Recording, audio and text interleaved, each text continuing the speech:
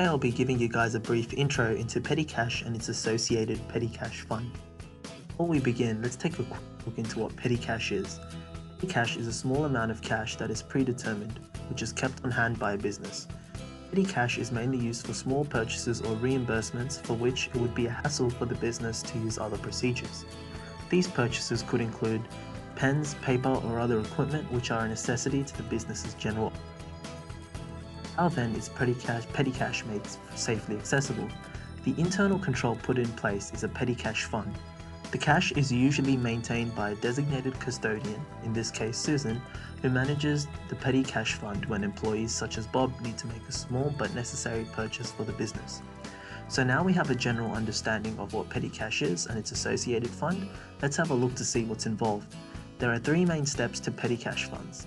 The first is the establishment of the fund, the second is making payments from the fund, and third is replenishing the fund. Let's go to the first step, which is establishing the fund. A petty cash fund is established by writing a check for the amount of the fund, cashing the check, and placing the cash under care of an employee designated its custodian. A journal entry is made to record the establishment of the fund. After the fund is established, the cash is used to pay for qualifying expenditures. Payments are usually made in one of two ways. Cash can be taken from the fund to make payment, or employees can seek reimbursement from the fund for payments they have personally made. Either way, the custodian should collect receipts for the use of any cash. As payments are made from petty cash, no journal entries are made.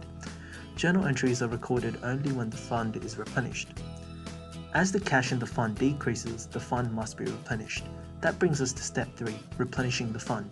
To do so, the remaining cash in the fund is counted, the company cashes a check for the amount that brings the total cash in the fund back to the original balance.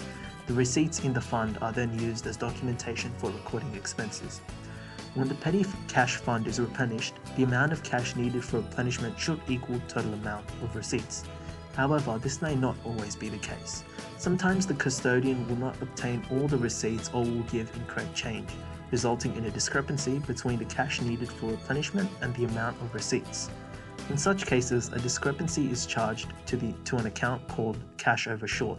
Cash over and short is a temporary account that can have either a debit or credit balance depending on the situation.